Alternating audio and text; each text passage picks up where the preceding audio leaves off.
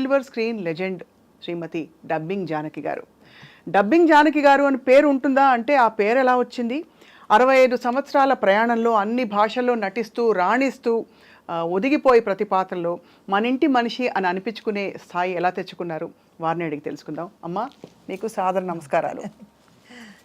అమ్మని మించి దైవం ఉన్నదా? ఉన్నదా అమ్మా? అమ్మ పాత్ర నిజంగా లైఫ్లో మోస్ట్ ఇంపార్టెంట్ కదమ్మా. అవును, చాలా. మీ అమ్మగారి గురించి చెప్పండి అమ్మా ఫస్ట్. సాధారణ గృహిణి. మా అమ్మగారి గురించి చెప్పాలంటే చాలా మామూలు గృహిణి, కష్టజీవి. మేము దేవాంగలం నేత నేస్తే దానికి కావాల్సిన పనులన్నీ ఆవిడే ఎక్కువ చేసి నేత నేసేది, అన్నీ చేసేది. చాలా మామూలు గృహిణి. ఇంకా దాని గురించి చెప్పడానికి ఏమీ లేదు అసలు. మామూలు గృహిణి అంతే, ఓకే, ఇల్లాలి అంతే. కానీ మీ అంటే కులవృత్తి, ఇంటి నేపథ్యం నుంచి మీరు చూస్తే అంటే నాన్నగారు బుర్రకథలు చెప్పేవారు కొంత అని వినికిడి. కాకుండా మీకు అసలు కళలతో, సాహిత్యంతో, భాషతో పరిచయం ఎలా మొదలైంది? నాకు మామూలుగా ఈ కళలతోటి పరిచయం అనేది అసలు నాకు తెలియదు. ఇందులోకి వస్తానని కూడా నాకు తెలియదు. నా జీవితంలో నాకు ఇష్టం లేని ఏదంటే 3. కానీ ఆ 3 నేను తప్పించుకోలేకపోయాను. 1 సినిమాల్లో వేషాలు వేయడం, 2 మిలిటరీ వాడిని పెళ్లి చేసుకోవడం,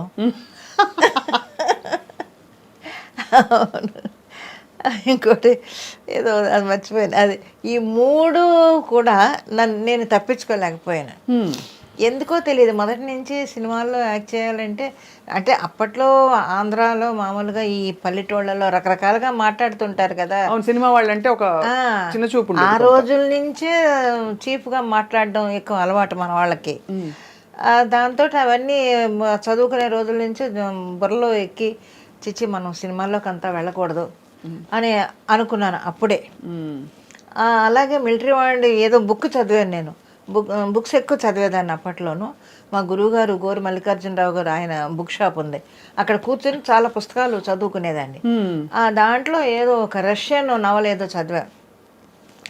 ఆ దాంట్లో మిలిటరీ వాళ్ళ గురించి చాలా చెడ్డగా ఉందన్నమాట. ఏమైనా సరే అసలు మిలిటరీ వాడు అంటే అంత అసహ్యం నాకు. అటువంటిది ఆ మిలిటరీ వాడే నా మొగుడయ్యాడు. అందువల్ల ఏది తప్పించుకోలేకపోయాను నేను. కానీ 5వ ఏట నుంచి మీరు నాటకాలు వేసేవారు కదమ్మా? 5వ ఏట కాదు, కానీ 4th స్టాండర్డ్ చదివేటప్పటి నుంచి నాటకాలు. మా గురువుగారు, అదే ఆయన గోరు మల్లికార్జునరావు గారు, ఒకరోజు మా ఇంటికి వచ్చి ఒక బుక్ ఇచ్చి చదవమన్నారు. సరే ఏదో పాఠం చదివినట్టు గడగడ చదివేశా. చదివిస్తే పక్కన ఇంకొక ఆయన ఉంటే, వీళ్ళు ఇలాగే చదువుతారయ్యా, మనం ప్రాక్టీస్ ఇవ్వాలి వీళ్ళకి అని అన్నారు. ఏంటోలే అనుకున్నాను. అప్పటికి నాకు అర్థం కాలేదు. తర్వాత రోజు స్కూల్ నుంచి వచ్చిన తర్వాత వాళ్ళ ఇంటికి తీసుకొని వెళ్ళి డైలాగులు నెమ్మదిగా ప్రాక్టీస్ చేయించి బట్టి పట్టి ప్రాక్టీస్ ఇచ్చి, అందరూ అప్పుడు ఆ మగపిల్లలు ఎవరంటే 8th స్టాండర్డ్ 9th స్టాండర్డ్ చదివే పిల్లలతోటి నేను అందులో హీరోయిన్. ఆ నాటకం పేరు రచయిత ఎవరో నాకు గుర్తులేదు, కానీ అశాంతి. అశాంతితోటి స్టార్ట్ అయింది నా నట జీవితం. కానీ అందులో మంచి పేరు వచ్చింది, సక్సెస్ఫుల్ డ్రామా అది. ఇంకా అప్పటి నుంచి అక్కడ పల్లెటూళ్ళలో అటు చిన్న చిన్న డ్రామాలు వేయడం. ఈ పుస్తకాల అభిరుచి అంటే మీరు చాలా భాషలు మాట్లాడతారు కదా? చాలా భాషలు ఏం రాదు. కన్నడ మాట్లాడతాను ఎక్కువ, తమిళ్ చెన్నైలో ఉన్నాను కాబట్టి తమిళ్ ఎక్కువ మాట్లాడతాను. హిందీ కొంచెం అరకొరగా, పెద్దగా రాదు కానీ అర్థం అవుతుంది. అంటే పుస్తకాలు చదివే అలవాటు అన్నది ఆ రోజుల్లో ఆడపిల్లలకి అందులో అంత పరిచయం ఉండే విషయం కాదు కదా. అవును, అంటే ఎంతో అభిరుచి ఉంటే తప్ప. అవును, ఏదో వంటలు నేర్పించారు, కుట్లు అల్లికలు అంటే అది అర్థం చేసుకోవచ్చు. ఎలా వచ్చిందమ్మా మీకు? ఏమో తెలియదు. ఆ బుక్ స్టాల్లో ఉండడం వల్ల చదవడం అలవాటు అయిందో మరి ఏంటో నాకు తెలియదు. అలా కొంచెం కొంచెం చదువుకునేదాన్ని పుస్తకాలు అప్పట్లో. అలాగా నవల్స్ ఎక్కువ చదివేదాన్ని నేను. మన ఎద్దనపూడి గారి నవల్స్ కానీ, ఆవిడ ఇంకొక ఆవిడ ఎవరు, ఆవిడ నవల్స్, ఇవన్నీ చదువుకునేదాన్ని ఎక్కువ. రావడం ఆలస్యం కొనేసుకునేదాన్ని. రెంట్కి తీసుకోవడం అన్నీ కాదు, కొని పెట్టుకునేదాన్ని ఇంట్లో. కొని పెట్టేసుకొని చదువుకునేదాన్ని బాగా. అక్కడే అలవాటైంది. మా గురుగారు బుక్ షాపులోనే నాకు పుస్తకాలు చదవడం బాగా అలవాటైంది. అక్కడే కూర్చొని చదివేదాన్ని ఎక్కువ పుస్తకాలు. మరి అయిష్టంగా సినిమాల్లోకి ఎలా వచ్చారు? అంటే వచ్చాము అంటే టైం అంతే. దాన్ని ఎలాగ వచ్చారు అనడానికి సమాధానం లేదు. ఎందుకంటే 1000కి పైగా సినిమాలు, ఇంత లాంగ్ కెరియర్ ఉండే వాళ్ళు ఎవరూ లేరు మన ఇండస్ట్రీలో. అంటే లాంగ్ కెరియర్ అంటే ఇండస్ట్రీకి వచ్చే నెలని కాదు, ఇంకా ఆన్ గోయింగ్ కెరియర్ 65 ఏళ్ళు. బతకడం కోసం వచ్చాను అని చెప్పాలి. చెన్నై నేను మా వారు ఇద్దరం చిన్న వయసులోనే, మాది లవ్ మ్యారేజ్, చిన్న వయసులోనే మ్యారేజ్ చేసుకొని అక్కడి నుంచి చెన్నై వచ్చేసాను నేను. మా ఆయన అప్పటికి ఆయన మిలిటరీలో ఉన్నారు. చెన్నై వచ్చేసాం. చెన్నై వచ్చి అమింజ్కర్లో వాళ్ళ మేనమా వాళ్ళు ఉంటే వాళ్ళ ఇంట్లో ఉండేవాళ్ళం మేము. ఒకరోజు ఏదో బస్సులో వెళుతుంటే మేము ఇద్దరం ఏదో మాట్లాడుకుంటుంటే పక్కన ఒక ఆయన, మీరు తెలుగు వాళ్ళ అని అడిగారు. అవునండి తెలుగు వాళ్ళమే. ఆయన శర్మ గారని అసోసియేట్ డైరెక్టర్ అంట. మీరు వేస్తారా అంటే మా ఆవిడ డ్రామాలు అవి వేస్తూ ఉంటారని మా ఆయన చెప్పారు. అయితే రేపు ఏవిఎం స్టూడియోకి రండి అని చెప్పి ఏవిఎం స్టూడియోకి తీసుకొని వెళ్ళి మేకప్ అది వేయించి ఫోటోలు అవి తీసి అందులో భూ కైలాసు దాంట్లో వేషం వేస్తానన్నమాట నేను అప్పుడు. అది అలాగా బతకడం కోసం ఇది నేను ఒక జాబ్ లాగా తీసుకున్నాను తప్ప ఇందులో పైకి రావాలనో లేకపోతే ఏదో చేయాలనో మాత్రం నాకు కాదు. ఇది ఒక జాబ్ అంతే. నేను ఉద్యోగం చేస్తున్నాను అనుకుని వచ్చారు అంతే. అదే నా కుటుంబాన్ని పోషించుకోవాలి, నాకు డబ్బులు కావాలి, ఎవరిని మా వాళ్ళ మీద ఆధారపడకూడదు. నేను కానీ మా ఆయన కానీ ఎవరో మీ ఇద్దరం ఉన్నాం, మాకు పిల్లలు, మా సంసారం అంతే. వేరు వేరు కులాలు కదమ్మా మీ ఇద్దరు? అవును, ఆయన క్రిస్టియన్, నేను హిందూ. అది ఇంట్లో వాళ్ళు ఆమోదించక మీరిద్దరు అవును జీవితం మీరు జీవితానికి మీ మీద నమ్మకం కలిగించుకోవాల్సిన పరిస్థితులు ఆ రోజు. అవును మరి ఎలా అమ్మా? హార్మోనియం వాయించేవారట కదా? అవును, ఒక డ్రామాకి వచ్చి హార్మోని వాయించడానికి వచ్చారు. ఏం చూసి నచ్చారమ్మా? ఏం చెప్తాం, మీరు ఇప్పుడే ఇంత చక్కగా ఉన్నారంటే అప్పుడు మంచి చాలా అందంగా ఉండి ఉంటారు. ఇప్పుడే ఇంత బాగున్నారు. అది కాదు, ఒక చిన్న ఇన్సిడెంట్ చెప్తాను. మా మనవరాలు, మా పెద్ద మనవరాలు లవ్ మ్యారేజ్. ఆ అబ్బాయి వచ్చాడు మా ఇంటికి. ఆ అబ్బాయి ఇది చాలా బాగుంటుంది, జ్యోతికి ఎలాగ ఉంటుంది కొంచెం నా మనవరాలు, మంచి పుష్టిగా కళ్ళు గిళ్ళు బాగుంటాయి, అందంగా ఉంటుంది అది. ఈ అబ్బాయి చూస్తే క్రిస్టియన్, కొంచెం చదువుకున్నాడు కానీ బాగా చదువుకున్నాడు, ఎంబీఏ చదివాడు, ఏదో చేస్తున్నాడు, కొంచెం రంగు తక్కువ, కొంచెం ఇదిగా ఉన్నాడు. ఇద్దరు చూసి ఆ అబ్బాయి మా ఇంటికి వచ్చి మా వాళ్ళందరితోటి మాట్లాడి వెళ్ళిపోయిన తర్వాత ఎలా ఉన్నాడు నాని అని అడిగింది. నాకు నచ్చలేదమ్మా అన్నాను. మా మనవరాలు అడిగితే నచ్చలేదన్న అంటే వెంటనే నా చిన్న మనవరాలు అంత ఉంది అప్పుడు నా చేయి పట్టుకొని గబగబా లాక్కొని వెళ్ళింది వాళ్ళ తాతను నేను ఉన్న ఫోటో దగ్గరికి. నువ్వు తాతను ఎందుకు చేసుకున్నావు నాని? తాత ఎలా ఉన్నాడు, నువ్వెలా ఉన్నావు? ఇలా అలా ఉండిపోయాను కాసేపు. నేను ఆ క్వశ్చన్ అది వేస్తుందని నేను అనుకోలేదు. ఆ ఫోటో దగ్గరికి తీసుకెళ్ళి, నువ్వెందుకు నాని తాతను చేసుకున్నావు? తాత నల్లగా లేడా, నువ్వు తెల్లగా లేవా, నువ్వెందుకు చేసుకున్నావు? ఏ అక్క చేసుకుంటే తప్పేంటి అని అడిగింది నన్ను. అబ్బో ఓకే అమ్మ, ఇష్టమైనప్పుడు మనం ఏం చేస్తాం, హ్యాపీగా ఉన్నారు ఇప్పుడు వాళ్ళు. కానీ ధైర్యవంతమైన డెసిషన్ ఆ రోజుల్లో. అవును, మీరు అంత అవును, అంత కులాంతర వివాహం, మతాంతర వివాహం కూడా కదా ఆ విధంగా చేసుకుని అంటే. కానీ ఏంటమ్మా మీకు ఆ నమ్మకం అంత ఏమనాలి, ఇంకొక విధమైన ఏమో తెలియదు ఎందుకు వచ్చిందో ఆ ధైర్యం, అది మరి వచ్చేసాను అంతే. ఆయన చేయబట్టుకొని చెన్నై వచ్చేసాను అంతే. మిలిటరీలో ఉండేవారు కదా సార్? అవును, మిలిటరీలో. ఏం చేసేవారమ్మా మిలిటరీలో? ఏమో తెలియదు, మిలిటరీలో ఉండేవారు. ఏదో చిన్న యాక్సిడెంట్ జరిగింది, అప్పుడు ఈ బ్యాక్ ఏదో దెబ్బ తగిలింది, కొంచెం రోజులు సెలవులకి ఇంట్లోనే ఉండేవారు. మళ్ళీ సంవత్సరానికి ఒకసారి తీసుకొని వెళ్ళేవాళ్ళు. సంవత్సరానికి ఒకసారి వెళ్ళి 3 months అక్కడ ఉండేవారు. చైనా వార్ టైంలో అక్కడే ఉన్నాడు ఆయన. అమ్మో, అప్పుడు గుండె పీకేసి ఉంటుంది మీకు. చైనా వార్ టైంలో మిలిటరీలో ఉన్నాడు ఆయన. ఆ తర్వాత మళ్ళీ రావటం అలాగన్నమాట. ఇంకా తర్వాత ఇంకా ఇబ్బంది అయిపోతుంది పిల్లలతోటి. ఆయన మిలిటరీకి వెళ్ళి ఇక్కడ ఈ పిల్లల్ని, చిన్నపిల్లలు, వీళ్ళని ఏం చేయాలో తెలియక మా అత్తగారు వచ్చి తోడుగా ఉండేవారు. ఆవిడకి మరి ఇంట్లో ఇల్లు సంసారం వదిలిపెట్టి రావాలంటే ఆవిడ కష్టం. ఇంకప్పుడు ఏం చేయాలని మిలిటరీ నుంచి ఆయన్ని రప్పించాలంటే పుండ్రేకాక్షయ్య గారిని అడిగా.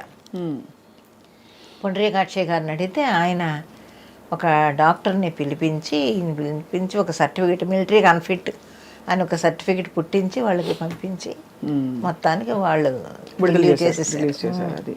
ఇంకా అప్పటి నుంచి మ్యూజిక్, హార్మోని అవన్నీ చేసి. పాడతారమ్మా? మీరు పాడతారుగా? లేదు, నేను అప్పట్లో పాడేదాన్ని కానీ ఇప్పుడు అసలు పాడటం లేదు.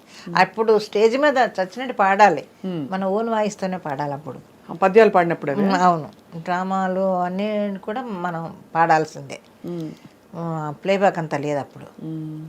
నాకు ప్లేబ్యాక్ అనేది ఎప్పుడంటే పద్మనాభం గారి నాటకాలు, నాగభూషణం గారి రక్త కన్నీరు నాటకాలు, పద్మనాభం గారి శాంతినివాసం నాటకాలు అప్పుడే తెలుసు నాకు. ఓహో ప్లేబ్యాక్ పాడతారు కోసం అనుకొని. అంతవరకు తెలియదు నాకు అసలు. మహామహులు అందరూ సరసన నటించారు మీరు. అవును, నటి అందరూ అంటే 1000 సినిమాల పైన మీ అన్ని భాషల్లో ఆ, అంత దిగ్గజాలతో నటించి మీకంటూ మీరు ఎప్పుడూ ఒక ఆశయం పెట్టుకోలేదా, నేను ఈ క్యారెక్టర్స్ ఆర్టిస్ట్గా కాదు నేను హీరోయిన్ అవ్వాలని కానీ ఇంకా నేను టాప్ మంచి ఫీమేల్ ఓరియంటెడ్ పాత్రలో నటించాలని ఎప్పుడు లేదా అమ్మ మీకు? లేదు. అదే చెప్తున్నాను కదా, నా మెంటాలిటీ ఎలా ఉంటుందంటే బ్రతకాలి, బతకడానికి కావలసిన డబ్బులు మనకు వస్తే చాలు, అంతే. అంతకు మించి నేను ఎప్పుడూ ఆశపడలేదు. ఈ రోజుకి నాకు ఆశ లేదు.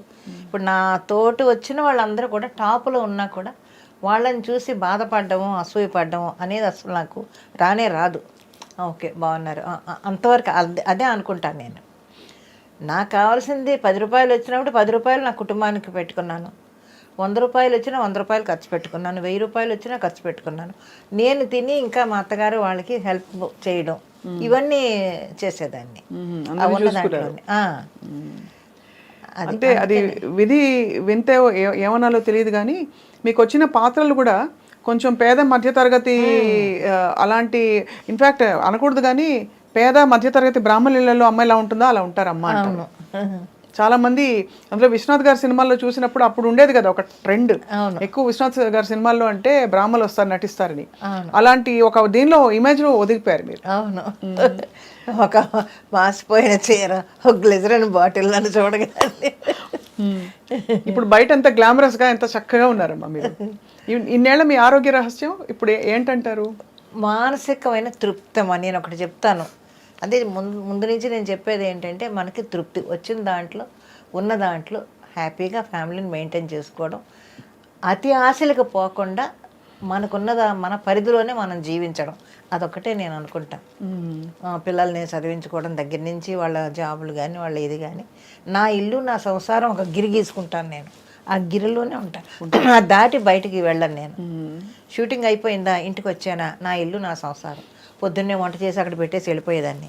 అవును, మీరే కదా వంట. అవును, అలా చేసుకొని వచ్చి ఆ తృప్తి అనేది మనిషికి ఉంటే ఎప్పుడూ హెల్దీగా ఉంటారు. అసలు డబ్బింగ్ జానకి గారుగా మీరు మారారు కదా, మీ అసలు పేరేంటమ్మా? జానకే.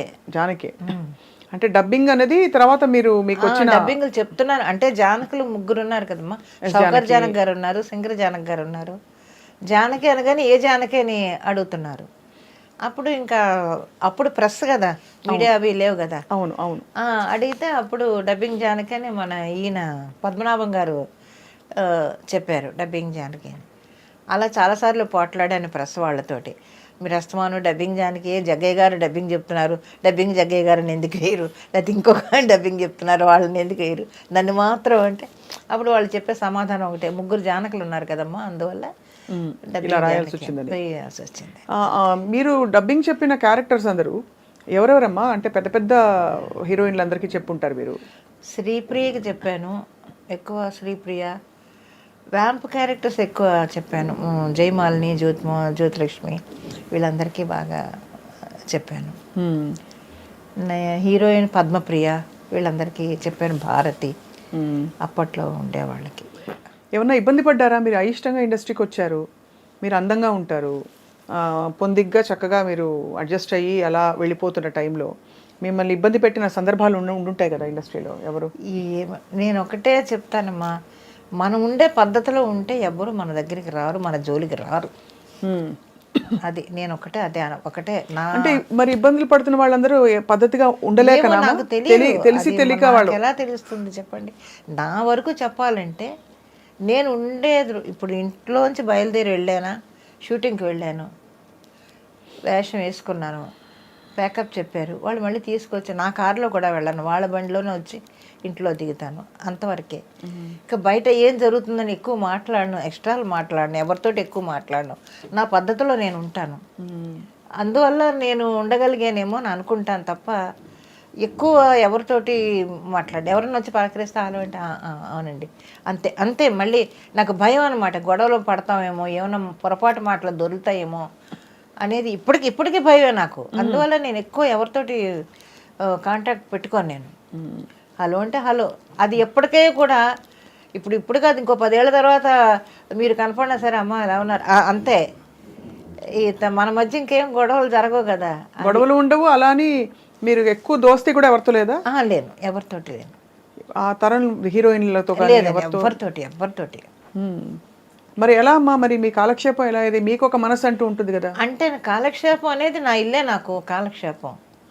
నా పిల్లలే నా సర్వస్వం. నా ఇంటికి రావడం, వంటలు చేసుకోవడం, ఆ పిల్లలకు పెట్టుకోవడం, వాళ్ళ చదువులు, వాళ్ళ స్కూల్ పంపించుకోవడం, ఇంతే. ఇది చెప్పాను, ఒక జాబు లాగా చేసుకున్నాను నేను సినిమా ప్రపంచాన్ని. కాబట్టి మీకు అలాగే ఉండిపోయింది. అంతే, అలాగే ఉండిపోయాను నేను. మరి మీ వారు మీ పాత్రలు చూసి హర్షించేవారా, నవ్వేవారా, సంతోషించేవారా? ఆయన సంతోషించేవారు, ఎప్పుడూ కూడా సపోర్ట్గా ఉండేవాడు. ఇంట్లో కూడా నాకు హెల్ప్ చేస్తూనే ఉండేవారు ఆయన. నేను షూటింగ్కి వెళ్ళినప్పుడు గబుక్కుని పిల్లల్ని స్కూల్కి తీసుకెళ్ళడం కానీ, పంపించడం కానీ, వాళ్ళని రెడీ చేయడం కానీ. ఒకవేళ సాయంత్రం ఇంటికి వస్తే ఈ వంట చేస్తూ, అదేంటి పొద్దున్న చేసి వెళ్ళాను కదా నేను. అప్పుడంతా ఏంటంటే 7 to 1, 2 to 9 కాల్ షీట్లు. 7కి తెల్లారుజాము 4 గంటలకి వెళ్ళిపోవడం అలాగా. ఈ ఉండేనా కదా అంటే, పాపమే వాళ్ళు వచ్చారే ఇద్దరు, ఆకలి అన్నారు, ఉన్నది పెట్టేశాను, మనమే కదా, రా ఈ చారాన్ని వేసుకొని తిందాం అనేవాడు. అలాంటివన్నీ చేసేవాడు ఆయన. చాలా గొప్ప విశేషం. అంటే అలాంటి జీవిత భాగస్వామి ఆ తరంలో దొరకడం అనేది. పెట్టేవారు, అందరికీ పెట్టడం అనేది ఆయనకి బాగా అలవాటు. అదే అలవాటు నా పిల్లలకు కూడా వచ్చింది, వాళ్ళ పిల్లలకు కూడా వచ్చింది. ఇతరులకి హెల్ప్ చేసే ఇది మాత్రం నా పిల్లలకే కాదు, వాళ్ళ పిల్లలకు కూడా వచ్చింది. అదొక సంతోషిస్తాను నేను. ఎలా అమ్మా, నాని అని పిలుస్తారు కదా పిల్లలు, హిందీ ఎలా వచ్చింది నాని అని? ఏమో తెలియదు వాళ్ళు ఎందుకు పిలిచారో. అంతకుముందు నానమ్మ అనేవాళ్ళు, ఆ తర్వాత నాని అని అంటున్నారు. ఆ నాని అనేది ఇప్పుడు మీరు చెప్తే తప్ప నాకు తెలియలేదు అది హిందీ భాష అని. ఓ, నాని అంటే మరి యాక్చువల్లీ అమ్మమ్మ, కానీ నానమ్మని వాళ్ళు నాని అని పిలుస్తారు. షార్ట్ ఫామ్ పెట్టుకున్నారేమో ముద్దుగా. ఏమో మరి, ఇంత ముద్దుగా ఉంటే మరి నానమ్మ అంటారు కదా. నాని అని పిలుస్తారు. ఇప్పుడు మీరంటే అది హిందీ భాష అనేది నాకు తెలియదు. ఇప్పుడు నాని ఓకే సరే అని ఊరుకున్నాను నేను. అందరూ అదే పిలుస్తారు, నాని అని. అమ్మా, ఆ రోజుల్లో మీరు ఇతర భాషలు నేర్చుకోవడానికి తావు ఎక్కడ ఉండింది? మెడ్రాస్ వెళ్ళారు కాబట్టి తమిళ్ నేర్చుకున్నారు. మరి కన్నడ అవన్నీ ఎలా వచ్చాయి మీకు? కన్నడ సినిమా చేశాను నేను. కన్నడ సినిమా చేయడంలో అక్కడ చుట్టూ ఉండే ఆర్టిస్టులు వాళ్ళు కాస్త చెప్పేవాళ్ళు. పండ్రిబాయమ్మ గారి కన్నడ డ్రామాలు వేశాను. ఎక్కువ థియేటర్ ఎక్స్పీరియన్స్, రేడియో ఎక్స్పీరియన్స్ బాగా. కన్నడ డ్రామాలు వేశాను. కూడా ఉండే ఆర్టిస్టులు కన్నడ బాగా నేర్పేవాళ్ళు వాళ్ళు. ఒక్క సినిమాతోటే మొత్తం నా డబ్బింగ్ నేనే చెప్పుకునే స్థాయికి ఎదిగాను నేను కన్నడ. చాలా గొప్ప విషయం. అవును, అలాగా కన్నడ వచ్చింది బాగాను. రాజ్ కుమార్ గారి మిస్సెస్ పార్వతమ్మ గారు వీళ్ళందరూ కూడా బాగా హెల్ప్ చేసేవాళ్ళు. కన్నడ పండ్రిబాయమ్మ గారు వీళ్ళందరూ కూడా ఆవిడతో డ్రామాలు ఎక్కువ వేశాను, కన్నడ డ్రామాలు. అప్పుడే నాకు కన్నడ బాగా వచ్చింది. డ్రామాలు వేయడం వల్ల కన్నడ భాష మీద మంచి పట్టు వచ్చింది. నా మట్టుకు నేను బాగా మాట్లాడు. ఇవాళకి మన వాళ్ళందరూ వచ్చి సెట్లో కనపడుతుంటే వాళ్ళతో నేను కన్నడలోనే మాట్లాడతాను. தமிழ் பேச ரொம்ப ஃப்ளூயண்டா தெரியும் உங்களுக்கு? ரொம்ப நல்லா தெரியும். చెన్నైలో ఇరుకుతునాల ఐ థింక్ మీకు చాలా మంచి పట్టు వచ్చేసింది భాష మీద. మీ ఊరి వాళ్ళు మళ్ళీ ఊరికి వెళ్తూ వస్తుండేవారా? తర్వాత మీ ఇంట్లో పుట్టింటి వాళ్ళతో కట్ ఆఫ్ అయిపోయిందా కంప్లీట్? లేదు, అవి వస్తూ పోతూ ఉంటాను. లాస్ట్ వరకు మా నాన్న అందరినీ మేము చూసుకున్నాం. కానీ ఎందుకమ్మా మరి అలా వెళ్ళిపోయారు మరి వాళ్ళని వదిలేసి? అంటే అప్పుడు అది ఎలా చెప్తాం, ఆ ఏజ్ అది, ఆ ఏజ్లో అలాగా ఆలోచనలు అలా వచ్చాయి. వాళ్ళు వద్దండవు, మరి వెళ్ళాలి అని అనుకోవడం, వెళ్ళిపోవడం అంతే. వాళ్ళు వద్దని ఎందుకు అన్నారు? వద్దంటే కులాంతరం. అప్పటికి వాళ్ళు కేసు కూడా పెట్టారు నా మీద. ఏంటది, మా వాళ్ళు మైనారిటీ తీరలేదని, పైన 16 ఏళ్ల వయసు మైనారిటీ తీరలేదని మా వాళ్ళు. ఆ తర్వాత మా ఆయన తరపు వాళ్ళేమో అక్కడ వాళ్ళ ఇంట్లో ఎవరో డాక్టర్ ఉంటే వాళ్ళు సర్టిఫై చేసి లేదు ఈ అమ్మాయికి మైనారిటీ తీరిందని వాళ్ళు పెట్టి పెద్ద గొడవలు అయ్యాయి. ఆ తర్వాత నేను మా ఆయన చెన్నై వచ్చేసిన తర్వాత మా వాళ్ళకి ఎక్కువ కావాల్సిన ఆయన అయిపోయాడు. అది విన్నాను, చాలా కథల్లో అవుతుంటుంది. నిజంగా అయిందనమాట మీకైతే అది. అయితే మీరు ఈ సినిమా ప్రయాణం కొనసాగిస్తూ మధ్యలో ఈ సినిమాల రెమ్యూనరేషన్స్, వ్యావహారిక విషయాలు ఉంటాయి కదా, అలాగే ఎంత దాచాలి, అడ్వాన్స్ ఇచ్చారు, రిమైనింగ్ పేమెంట్ రాలేదు, ఇట్లాంటివన్నీ మీరే ఫాలోఅప్ చేసుకునేవారా? సార్ ఉండేవారా? లేదు, నేనే ఆయన అసలు ఏమీ తెలియదు. ఆయన ఒక్కటే నెలాఖరు వస్తే చాలు, ఏమే నెలాఖరు వచ్చేస్తుంది, 20వ తారీఖు వచ్చేసింది, 25 వచ్చేసింది అంటే ఫస్ట్కి ఇవన్నీ కట్టాలి అనేది అదొకటే ఆయనకి. రానివ్వండి చూద్దాంలే, వస్తాయి కదా డబ్బులు, వాళ్ళు ఇవ్వాలి కదా వీళ్ళు ఇవ్వాలి కదా అని అవి తీసుకొని ఇస్తే ఆ కట్టాల్సినవన్నీ కట్టేసి కరెంటు బిల్లు అని అదని ఇదని అన్నీ కట్టేసి ప్రశాంతంగా కూర్చునేవాడు ఆయన. ఆ నెలకు సరిపడా అన్నీ కట్టేసి ఇంట్లో కావాల్సిన సరుకులను తెచ్చేస్తే హ్యాపీ. ఇంకా ఎందులోనూ కలుగు చేసుకునేవాడు కాదు మా ఆయన. మీరు ఎప్పుడు అనుకోలేదమ్మా ఎందుకు నాకు ఇంత కష్టమైన జీవితం అవసరమా అని? అనుకోలేదు, అది కష్టం అని నేను అనుకోలేదు ఎప్పుడూను. ఎంత జాబ్ అయితే మాత్రం ఇల్లు మొత్తం ఇప్పుడు ఆడపిల్లలకి సహజంగా ఉంటాయి కదమ్మా. ఇప్పుడు ఈ తరమైనా ఆ తరమైనా భర్త రావాలి, ఏంటి ఇంటికి తీసుకొచ్చి కొత్త చీర మల్లెపూలు ఇవ్వాలి, మంచిగా సినిమాకి తీసుకెళ్ళాలి, ఏంటి నేను ఇంటి పట్టు నుండి అన్నీ చూసుకోవాలి. మీరు ఇంటికి వెళ్ళి బయటకు వెళ్ళి పొద్దున్నే కాల్ షీట్లు పని చేయడాలు, ఎండలో నలిగిపోవడాలు, ఇవన్నీ బాధ అనిపించలే? లేదు, ఎప్పుడు నాకు అది చెప్తున్నాను, ఒక డిఫరెంట్ క్యారెక్టర్ అది. అసలు ఆలోచన ఎప్పుడు నాకు రాలేదు ఇంతవరకు. ఇప్పుడు మీరు చెప్తుంటే ఓహో ఇవన్నీ వచ్చాయేమో, నాకు అసలు ఆలోచన కూడా రాలేదు.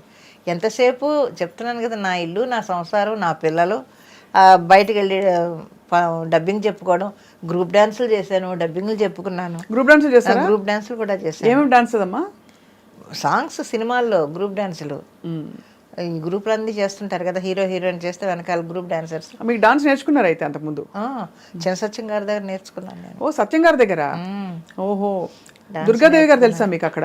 తెలుసు, క్లాసులు చెప్పే దుర్గాదేవి, పాడే దుర్గాదేవి గారు. నాకు ఆవిడ మా పెద్దమ్మ, సొంత పెద్దమ్మ. అమ్మ మీకు చాలా మంది ఉన్నారు చెన్నైలో. చెన్నై మా వాళ్ళందరూ ఉన్నారు. అదే క్లాసులు అంటే అక్కడ సత్యం గారి సీనియర్ డిసైపుల్ ఆవిడ. మీరు అక్కడ నేర్చుకున్నారమ్మా అయితే? సత్యం సత్యం గారు వచ్చి ఒక డ్రామాకి మా ఇంటికి వచ్చి సాంగ్ కంపోజ్ చేసి వెళ్ళేవారు ఆయన. చెప్పుకుంటే ఇది చిన్న సత్యం గారు అది ఒక చిన్న హట్టు. నేను మా ఆయన అప్పుడు ఇంకా మాకు పిల్లలు కలగలేదు. ఆ హట్టుకు వచ్చి డ్యాన్స్ నేర్పించి వెళ్ళేవాడు ఆయన సత్యం గారు. అంతా అప్పటి నుంచి తెలుసు మీకైతే? అవును. ఎంతవరకు నేర్చుకున్నారమ్మా కూచిపూడి? జతుల కొంతవరకు నేర్చుకున్నాను, తర్వాత మానేసి ఇంకా ఈ డ్రామాలు అవి ఎక్కువ డ్రామాలు తిరిగేదాన్ని. నాగభూషణం గారి రక్తకండి నాటకాలు ఎక్కువ వేశాను. ఏమన్నా డైలాగ్ గుర్తుందమ్మా మీకు? ఏడ్చే డైలాగ్ కానీ పవర్ఫుల్ డైలాగులు కానీ వచ్చినప్పుడు ఎలా మీరు ఎలా ఎలా అది ఆటోమేటిక్గా వచ్చేస్తూ ఉంటుంది. అది యాక్ట్ చేస్తున్నప్పుడు మనం అనుకోక్కర్లేదు, దాని అంతటా అదే ఆ లోపల నుంచి ఆ ఏడుపు అది వచ్చేస్తుంది, ఆ ఎమోషన్. దాన్ని మనం ఫీల్ అయ్యి చెప్తే చాలు వచ్చేస్తుంది, కళ్ళంటి నీళ్ళు వచ్చేస్తాయి ఆటోమేటిక్గా. అది స్టేజ్ అనగానే ఇంకా వేరే దారి ఉండదు కదా. సినిమా అన్నా కొంచెం గ్లెజర్ని పెట్టుకుంటాం, స్టేజ్ మీద పెట్టుకోవడానికి ఏమి ఉండదు. అవును, డైరెక్ట్గా ఏడవలసిందే. అమ్మ క్యారెక్టర్, వదిన క్యారెక్టర్ వేశారు, ఇంకా అన్ని క్యారెక్టర్ రోల్స్లో మీరు కనిపించారు. ఏదైనా మీ నార్మల్ సహజ రూపానికి భిన్నంగా వచ్చిన క్యారెక్టర్స్ ఉన్నాయా మాకు తెలియనివి? అంటే 1000 సినిమాల్లో అన్నీ తెలిసి ఉండవు కాబట్టి. రామాయణంలో పిడకల వేట అనుకుంటాను, గయ్యాళి క్యారెక్టర్. అసలు నా దీనికి చాలా భిన్నమైన క్యారెక్టర్. అత్తగారు కోడల్ని హింస పెట్టడం అనేది అసలు నాకు తెలియదు అది. కానీ ఆ క్యారెక్టర్ బాగా రాజాచంద్ర గారు డైరెక్టర్. మిమ్మల్ని ఎలా ఎంచుకున్నారో ఆ క్యారెక్టర్కి? ఏమో మరి తెలియదు, ఎందుకు ఎంచుకున్నారో తెలియదు. నేను హేమసుందర్ గారు ఆ క్యారెక్టర్ చాలా భిన్నంగా ఉండేదన్నమాట. కోడల్ని హింస పెట్టడం, కే విజయ అమ్మాయి కోడల క్యారెక్టర్.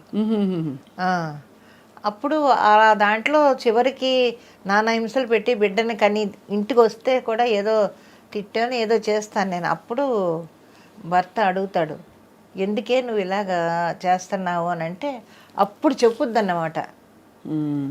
కాదండి, చిన్నప్పటి నుంచి వాడు ఏం కావాల్సి వచ్చినా అమ్మ నాకు తలదువ్వు, అమ్మ నాకు నీళ్లు పోయి, అమ్మ నాకు అన్నం పెట్టు ఇలాగంటా ఉండేవాడు. ఇప్పుడు పెళ్లి చేసుకున్న తర్వాత మళ్ళీ నువ్వు రా నాకు నీళ్ళు పోయి, నాకు వీపు తవ్వు, లేకపోతే నాకు సోపు ఇయ్యి, నాకు టవల్ ఇయ్యని అడుగుతున్నాడు. ఇన్ని సంవత్సరాలు నేను కష్టపడ్డాను నా కొడుకు కోసం. ఇప్పుడు నన్ను మర్చిపోయి పెళ్ళం మీద ఆధారపడుతున్నాడు ఎక్కువ. మరి నాకు ఎలా ఉంటుంది చెప్పండి అని అంటే అప్పుడు భర్త క్యారెక్టర్ చెప్తాడనమాట, నువ్వు అలాగెందుకు ఆలోచిస్తావు, నువ్వు ఇప్పుడు నీకు రెస్ట్ ఇవ్వాలి అని నీ కొడుకు ఆలోచిస్తున్నాడని నువ్వు ఎందుకు అనుకో. ఇన్ని సంవత్సరాలు నా కోసం మా అమ్మ కష్టపడింది, ఇకైనా మా అమ్మ సుఖంగా ఉండని, హ్యాపీగా ఉండని అని నీ కొడుకు ఆలోచిస్తున్నాడని నువ్వెందుకు అనుకోవు. నీ ఆలోచన ధోరణే తప్పది. అప్పటి నుంచి రియలైజ్ అయ్యి మారుతుంది అనమాట అత్తగారు. ఆహా. అదొక భిన్నమైన అయితే క్యారెక్టర్. మంచిగా అయ్యాడే కానీ, అంటే మీరేమి అంత చెడ్డ క్యారెక్టర్ ఏం కాదు, ఆ ముందంతా కొంచెం చెడే, కొంచెం చెడు, తర్వాత మంచిగా మంచి అయిపోయే క్యారెక్టర్. అలాగా మీరు రాజసంగా ఉండే పౌరాణికాలు, ఫోక్లోర్స్ అట్లాంటివి వచ్చాయి మీకు అవకాశాలు? లేదు, అన్ని సాంఘికాలు ఎక్కువ. సాంఘికాలు ఎక్కువ. చాలా కష్టం అనిపించిన క్యారెక్టర్ ఏంటమ్మా? ఎందుకంటే మేము చూసిన కొన్ని సినిమాల్లో గుర్తుండిపోయిన కొన్ని క్యారెక్టర్స్ ఉన్నాయి, వాటి గురించి మాట్లాడే లోపు మీకు చాలా ఛాలెంజ్ అనిపించిన క్యారెక్టర్ ఏది? తమిళ్లో ఉన్నాయి, తెలుగు కన్నా నాకు ఎక్కువ తమిళ్లో కొంచెం ఛాలెంజ్డ్గా ఉండే క్యారెక్టర్స్. ఎవరికి అమ్మగా వేశారు అప్పుడు? ఇప్పుడు సత్యరాజ్ గారికి మదర్ క్యారెక్టర్ ఒకటి వేసాను, రజనీ గారికి ఒకటి వేసాను. రజనీ గారికి వేశారా? రజనీ గారితో 3 సినిమాలు చేశాను మదర్ క్యారెక్టర్. ఎలా ఉండేవారమ్మా మీతో రజనీ గారు? చాలా బాగుండేవారు ఆయన కానీ కమల్ గారు కానీ అందరూ కూడా చాలా చక్కగా ఉండేవారు. కమల్ గారిది అయితే ఇంకా అసలు గోల్డెన్ ఫిల్మ్, అది మర్చిపోలేదు ఎవరు కూడా. ఆ సీన్ అలా ఇప్పటికీ వంటింటి సీన్, ఆ సీన్ ఎలా జరిగినప్పుడు. అది విశ్వనాథ్ గారితో ఎన్ని సినిమాలు వర్క్ చేశారు మీరు? ఒక 18 సినిమాలు చేశారు. 18 సినిమాలు. అది మరి న్యాచురలీ అందుకనే అంత ఒక కైండ్ ఆఫ్ ఫిల్మ్స్లో మిమ్మల్ని చూసి అలవాటైంది. సో కానీ సాగర సంగమంలో మాత్రం అది గోల్డెన్ ఇది. మీ దగ్గు కానీ, మీ నేత చీర కప్పుకున్న తీరు అంతా ఎంత సహజంగా ఉంది. అక్కడ విశ్వనాథ్ గారు అందరికీ చెప్పించేవారట, మీకు కూడా చెప్పారా? చెప్తారు. కొన్ని పద్ధతులు ఆయన్ని చూసే నేను నేర్చుకున్నాను, కట్టు బొట్టు అంతా కూడా. ఇప్పటికీ నేను అదే ఫాలో అవుతాను. అన్యాచురల్గా ఎక్కడ ఉండను నేను. మామూలు బయటకు వెళ్ళేటప్పుడు కానీ, రెడీ అవ్వడం కానీ, ఏది పద్ధతిగానే ఉంటాను తప్ప ఇదిగా ఉండను నేను. అక్కడి నుంచి వచ్చిన అలవాట్లు అవన్నీ నేను. జంధ్యాల గారు వీళ్ళందరితోటి పనిచేయడం వల్ల ఏమిటంటే ఒక పద్ధతి, ఒక ఇంట్లో ఉండే ఒక ఆవిడ, ఒక మిడిల్ క్లాస్ లేడీ ఎలా ఉంటుందో, మధ్యతరగతి కుటుంబంలో అలాగే అలవాటు అయిపోయింది నాకు. మరి ఇన్ని 1000 సినిమాలు చేశారు కదమ్మా, ఇంతమంది మహామహులతో నటించారు. పొదుపు చేసుకోవడం, దాచుకోవడం ఇవన్నీ అలవాటైందా? అసలు మొత్తం వచ్చినంత ధారాళంగా పిల్లలకి, కుటుంబానికి ఖర్చు పెట్టడమేనా? లేదమ్మా, అది మాత్రం నాకు రాలేదు. దాచుకోవడం, జాగ్రత్త పడడం అనేది లేదు. కాకపోతే ఏదో దేవుడు ఇచ్చినంత వరకు ఒక ఇల్లు కట్టుకున్నాను చెన్నైలో, తిరగడానికి ఏదో కారు ఉంది, పిల్లలు హ్యాపీగా వాళ్ళ జాబులు, వాళ్ళ పిల్లల కన్నా వాళ్ళ పిల్లలు ఇంకా బాగున్నారు, మా పిల్లల కన్నా వాళ్ళ పిల్లలు ఇంకా బాగున్నారు, అందరూ హ్యాపీగా ఉన్నాం. చెప్తున్నాను కదా, నాకు ఆస్తులు లేవు, అప్పులు లేవు. హాయిగా ఉంటే అప్పు లేకపోతే హాయిగా నిద్రపడుతుంది. అవును, ఒక్క పైసా, సింగిల్ పైసా అప్పు లేదు, ఆస్తులు లేవు. ఉన్నంత వరకు ఏదో వచ్చిందా, నా కుటుంబానికి హెల్ప్ చేసుకున్నానా. ఇప్పటికీ కూడా ఇక్కడ నేను ఉండి, ఎందుకంటే పిల్లల మీద ఎవరి మీద మనం ఆధారపడకుండా నా మెడిసిన్స్ వరకు నేను సంపాదించుకుంటే చాలు అనే దానితోటే తప్ప, వాళ్ళందరూ ఎందుకు నువ్వు అక్కడ ఉంటావు, నువ్వు వచ్చే అని గోలన్నమాట. ఎందుకమ్మా మీకు ఉండడం, అంటే బంధాలు అలా ఉంటేనే ముద్దుగా అందంగా ఉంటాయి అనిపిస్తుందా మీకు? అవును, ఎందుకంటే మనం ఇంకా ఇప్పుడు మూల కూర్చొని అలా కూర్చుంటే కూర్చోలేం. నేను అసలు కూర్చోలేను. మామూలుగా ఇంట్లో రూమ్లో ఉన్నా కూడా అది తీసి ఇది తీసి అది సర్దుతూనే ఉంటాను అనమాట. ఎప్పుడు ఫోన్ చేసి ఏం చేస్తున్నావు అంటే నా రూమ్ సర్దుకుంటున్నాను అంటాను. ఎప్పుడు చూడు రూమ్ సర్దుతూనే ఉంటావా అంటారు మా ఇంట్లోంచి. అలాగే అది అలవాటు అయిపోయింది. అందువల్ల గమ్ముని ఇంట్లో కూర్చోలేను. 4 రోజులు ఇంట్లో సైలెంట్గా కూర్చుంటే అస్సలు కూర్చోలేను, ఏదో పని చేసుకోవాలి. అందుకని సరే మనం ప్రయత్నం చేయకుండా మనల్ని వెతుక్కుంటూ వస్తున్నాయి వర్క్.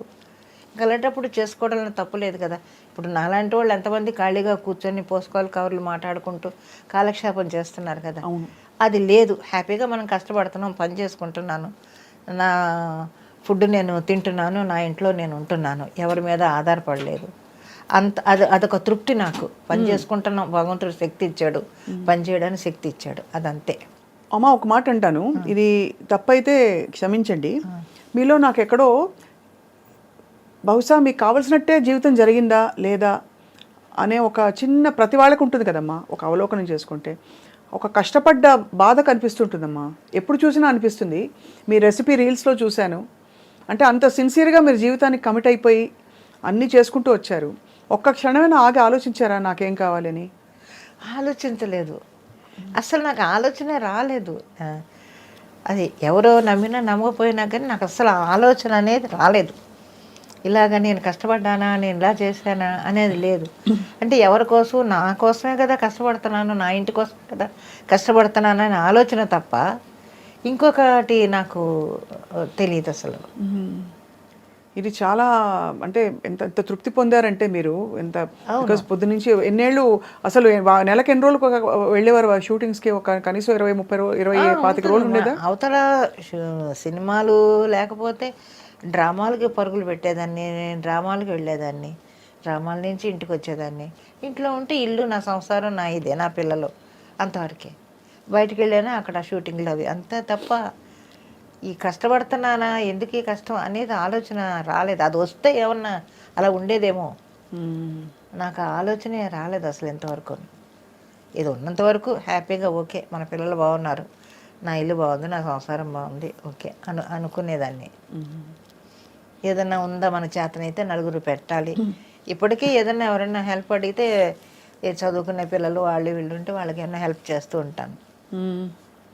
అంత గొప్ప మనసు మీది. అంటే గొప్పతనం కోసం అని కాదమ్మా, కానీ సహజంగా అలా ఉండడం అన్నది చాలా కష్టం. ఎవరికి వాళ్ళే చూసుకునే రోజులు ఇవి. పండగలు ఎలా ఉండేవమ్మా ఇంట్లో అప్పుడు? అంటే కులాంతర వివాహం కాబట్టి ఎలా అన్ని పండుగలు? ఇంకా క్రిస్టియన్ ఇంట్లో అందరూ క్రిస్టియన్? అందరూ మొత్తం మా పిల్లలు, మా వాళ్ళ మ్యారేజెస్ అన్నీ కూడా క్రిస్టియన్ పద్ధతిలోనే జరిగాయి. మీ పెళ్లి కూడా అలాగే జరిగిందా? మా పెళ్లి కూడా అలాగే జరిగింది. మరి మీరు క్రీస్తు నమ్ముతారా ఇప్పుడు? నమ్ముతారు. మీకేమన్నా అయ్యాయమ్మా ఎక్స్పీరియన్సెస్ ఇలాగా? ఉన్నాయి చాలా. ఎందుకంటే ఇలాంటివి కులాంతర వివాహాలు ముఖ్యంగా ఇలా మతం మార్చుకుంటే గనక అది చాలా ఎక్స్పీరియన్సెస్ అవుతాయని చెప్తూ ఉంటారు. మీకేమయ్యాయమ్మా ఎక్స్పీరియన్సెస్? లేదు, నా ఎక్స్పీరియన్స్ అనేది చెడుగా ఏమీ నాకు జరగలేదు. అదే మంచిగానే అడుగుతున్నా. ప్రతిదీ కూడా నేను జీసస్ నమ్ముతాను. నేను ఏదైనా ఒక పని చేయాలి అంటే 2 నిమిషాలు అలా కళ్ళు మూసుకొని ఇది నాకు నువ్వు చెయ్యి అంతే, అదే అడుగుతాను. అది డెఫినెట్గా జరుగుతుంది నాకు. అది తప్పకుండా నాకు ఆ పని జరుగుద్ది. ఏంటి నేను ఇలా ఉన్నాను, ఖాళీగా ఉన్నాను, నాకు వర్క్ రాలేదేంటి, నీ వర్క్ ఇవ్వవా, ఇలా అడుగుతాను నేను ప్రేయర్ చేసుకునేటప్పుడు. ఆ రోజు సాయంత్రానికి ఏదో ఫోన్ వస్తుంది. ఇలా చాలా ఎక్స్పీరియన్స్ ఉన్నాయి నాకు. అందువల్ల జీసస్ నేను బాగా నమ్ముతాను. సో అయితే ఎక్కువ క్రిస్టియన్ పండుగలు ఇంట్లో, క్రిస్మస్, ఈస్టర్ అన్నీ అవే. చర్చికి వెళ్ళాలని ఉండేవా? సండే వెళ్తాం మేము చర్చ్కి. ఇక్కడ కూడా వెళ్తాను, ఎర్రగడ్డ చర్చికి వెళ్తాను. ఇక్కడ ఎక్కడుందో నాకు తెలియదు కానీ ఎర్రగడ్డ చర్చి మాత్రం తెలుసు. సండే షూటింగ్ లేకపోతే నేను వెళ్ళేసి కాసేపు కూర్చొని ప్రేయర్ చేసుకొని వచ్చేస్తాను. మీ అక్క చెల్లెలు ఎంతమంది అమ్మా? అక్క చెల్లెలు అన్నదమ్ములు చాలా మంది ఉన్నారు, 14 మంది. అందరూ 14 మందా? అవును. మీ అమ్మగారికి జోహార్లు. అవును, నిజంగా అసలు ఎంత ఓపిక. కడుపులో బిడ్డ, చంకలో బిడ్డ ఉండేవాళ్ళు కదా. ఎంతమంది పిల్లలు, మీకు ఎంత ఆస్తి అని అడిగేవాళ్ళు కాదు ఆ రోజుల్లో. మీకు ఎంతమంది పిల్లలు అని అడిగేవాళ్ళు. అదే చాలా గొప్ప అన్నమాట. నేను 9వ దాన్ని. అందరూ చనిపోయారు. ఇంకా మిగిలింది ఎవరంటే 4 అక్క చెల్లెళ్ళు మిగిలాం. అందరూ హ్యాపీగానే ఉన్నారు, బాగానే ఉన్నారు. 14 మంది అమ్మా. అవును. అప్పుడు అంటే ఒకలా చూసుకుంటే యాక్చువల్లీ ఆ 14 మందిలో మీరు తప్పిపోయి ఉంటారు. అందుకే మీ వారు మీకు దొరకంగానే చక్కగా వెళ్ళిపోయారు. నిజంగానే కదా. ఎంత గొప్ప జీవితం అమ్మా మీది. అంటే అప్పట్లో మా ఇళ్లలో అందరికీ అంతమంది పిల్లలే, 12 మంది, 13 మంది, ఇలాగా ఇంతమంది ఉండేవాళ్ళు పిల్లలు. మీకమ్మా? నాకు ఇద్దరు అబ్బాయిలు. అంటే 2 అబ్బాయిలు, అమ్మాయి పెంచుకున్నాను చిన్నప్పటి నుంచి. అది పెంచుకున్నారమ్మా? ఇద్దరు అబ్బాయిలు, అమ్మాయి. చాలా అందమైన జీవితం. అంటే ఆర్డినరీనెస్ అంటారు, అంటే సాధారణ జీవితంలోనే గొప్ప విషయాలు అంటారే, అలా సాగింది మీ లైఫ్. మీరు ఎక్కడో ఏదో నడిపించింది శక్తి మిమ్మల్ని. లేకపోతే 15 ఏళ్ళకి వెళ్ళిపోవడం ఏంటి ఇంట్లోంచి, మళ్ళీ సినిమాలు నమ్ముకుని, వద్దనుకున్న సినిమాలను ఒప్పుకుని చేయడం, అది ఇది. మీరేమన్నా ఫలానా క్యారెక్టర్ నేను చేయను అని రిజెక్ట్ చేసిన సందర్భాలు ఉంటుంటాయి కదా? లేదు. కాకపోతే ఒకటి ఈవీవి గారిది జంబలకడ పంప మాత్రం కొంచెం భయపడ్డాను. చెయ్యను అని చెప్పలేదు, అంత పెద్ద డైరెక్టర్ దగ్గర నేను చెయ్యను అని చెప్పలేదు. కానీ నా సందేహం చెప్పాను, సార్ నేను అన్నీ మరి మిడిల్ క్లాసు వైఫ్ క్యారెక్టర్ మంచి మదరస్గా వేస్తున్నాను కదా, ఇలా అంటే నేను చెప్తున్నాను కదా నువ్వు వెయ్యి అని ఆయన హలో బ్రదర్లో కూడా అన్నపూర్ణ గారిని మొత్తం కుక్క పిల్లిచ్చి భలే చేయించారు ఆయన. అదే అంటే కొత్తతనంలో అది మంచి పేరు వచ్చింది నాకు, ఆ జంబులకడ పంబకి మంచి పేరు వచ్చింది. అవును. ఇతర అమ్మలు ఉంటారు కదమ్మా, అమ్మ క్యారెక్టర్స్, ఇలాంటి క్యారెక్టర్స్ వేసేవాళ్ళు. వాళ్ళు ఎప్పుడైనా అంటే ఎక్కువ క్యారెక్టర్లు వీళ్ళు వేస్తున్నారు వాళ్ళు వేస్తున్నారు ఇవన్నీ ఉండేవా అసలు ఇండస్ట్రీలో? ఉంటాయి ఉంటాయి, అదే చెప్తున్నాను. నా మెంటాలిటీ ఎలా ఉంటుందంటే, ఇంకొకళ్ళని చూసి బాధపడ్డము, ఇంకొకళ్ళని చూసి అసూయపడ్డము అనేది అసలు చిన్నప్పటి నుంచి లేదు నాకు. అది అసలు ఆలోచన కూడా నాకు రాదు. నా దగ్గర ఎంత ఉంది, నా సంసారం ఎంత ఉంది, అంతవరకే తప్ప అయ్యో నన్ను దాటి ఆవిడ వెళ్ళిపోతుంది, పెద్ద పెద్ద వేషాలు వేసుకుంటుంది అన్న ఆలోచన నాకు అసలు ఎప్పుడు రానే రాదు. ఆ థాట్ అసలు ఎప్పుడు నా బ్రెయిన్కి రాదు, అసలు నేను ఆలోచించను. నేను ఈ రోజుగో గడిచిపోయింది, ఈ రోజు గడిచింది, రేపటి గురించి భగవంతుడా నువ్వే ఉన్నావు అనుకుంటాను, అంతే. అంటే ఎక్కువ ఆ గడవడం గడవకపోవడం దగ్గరే ఉండిపోయింది మీ ఆలోచన, అంతేనా? అంతే అంతే, ఇల్లు గడవాలి, అంతే, బాధ్యతలు తీరాలి, తీరాలి, అంతవరకే. అంతే. అంతకు మించి ఏం మించి ఆలోచించలేదు. ఎప్పుడు కూడా కోరికలు అసలు ఇల్లు కొనుక్కుందామనో, కార్లు కొనుక్కుందామనో, స్థలాలు అలా స్థలాలే కొనుక్కోవాలని ఆలోచన ఉండుంటే అసలు చెన్నైలో సగం చెన్నై కొనుక్కొని ఉండేదాన్ని నేను. అంత డబ్బులు వచ్చాయమ్మా? బాగా సంపాదించారు. అవును, అలాగ ఉండేదాన్ని. అప్పుడంతా తక్కువే కదా, నాకు తెలిసి కిలో మాంసం 2 రూపాయలు. మరి అప్పుడు కూడా తినడానికి తిండి లేక మా పెద్దబాబు పుట్టిన తర్వాత అవస్థలో పడుతుంటే మా ఆయన ఫ్రెండు జోసఫ్ అని, ఆయన డ్రైవరు, కారు డ్రైవరు, లలిత శివజ్యోతి కంపెనీలో. వాళ్ళిద్దరూ ఒక పరిచయం అయ్యి, ఎక్కడ అంటే మాది రామచంద్రపురం, మాది పెద్దాపురం అని. అయ్యో మనం ఒకటేనా, అప్పటి నుంచి వాళ్ళిద్దరు కలిసి సినిమాలకు వెళ్ళడం అలాగ ఉండి, అతను ఆ బేటా తీసుకొచ్చి ఇచ్చేవాడు అన్నమాట. అప్పుడెంత 2 రూపాయలు ఎంతో బేటా అనుకుంటాను డ్రైవర్కి. వాళ్ళ లలిత శివజ్యోతి కంపెనీలో బేటా తీసుకొని నేను బిడ్డని కానీ ఇంట్లో ఉన్నాను, ఆకలి, డబ్బులు లేవు, నేను వర్క్కి వెళ్ళలేను, అటువంటి పరిస్థితుల్లో వచ్చి ఆ రూపాయన్నర ఇచ్చేవాడు అతను. ₹10 తను పెట్టుకొని మిగతా డబ్బులు ఇచ్చేవాడు అనమాట. ఇస్తే మా ఆయన వెళ్ళి ఆ బియ్యం, పప్పులు, ఉప్పులు అన్నీ తెచ్చి అప్పుడు వండుకునేవాళ్ళం. ఆ దాంట్లోనే అప్పుడు మాంసం ఎంత, ₹2 కిలో, ఒక ½ కిలో మాంసం తెచ్చుకొని, కైమా తెచ్చుకొని అలాగా తిన్నాం. అలా ఎన్ని రోజులు అతను చూశాడో మా ఆయన ఫ్రెండ్ జోసఫ్. ఎంత పెద్ద విషయం అమ్మా. మరి ఆయన తర్వాత అంటే మళ్ళీ మీరు తిరిగి ఆయన చూసుకోవాల్సిన పరిస్థితి చాలా సార్లు. వాళ్ళు తర్వాత ఇక్కడ ఆవిడేమో దీంట్లో పనిచేసేది, కళ్యాణి హాస్పిటల్లో వర్క్ చేసేవారు ఆవిడ నర్సుగానే. తర్వాత పిల్లలు తీసుకొని వాళ్ళు రామచంద్రపురం వెళ్ళిపోయారు, మొత్తం ఫ్యామిలీ చెన్నై నుంచి షిఫ్ట్ అయ్యి. తర్వాత ఆయన పోయిన తర్వాత ఎప్పుడైనా ఆవిడ, మేము వెళ్ళినప్పుడు మాత్రం రామచంద్రపురం వెళ్ళి వాళ్ళని చూసి వాళ్ళ ఇంట్లో ఉండే వచ్చేవాళ్ళం అందరం. కానీ చాలా ఆశ్చర్యం ఏంటంటే అమ్మా, మీరు అంత సినిమాలు ఉండి కూడా చేతిలో పెద్దబాబు పుట్టినప్పుడు అప్పటికి సినిమాలు ఎక్కువ లేవా?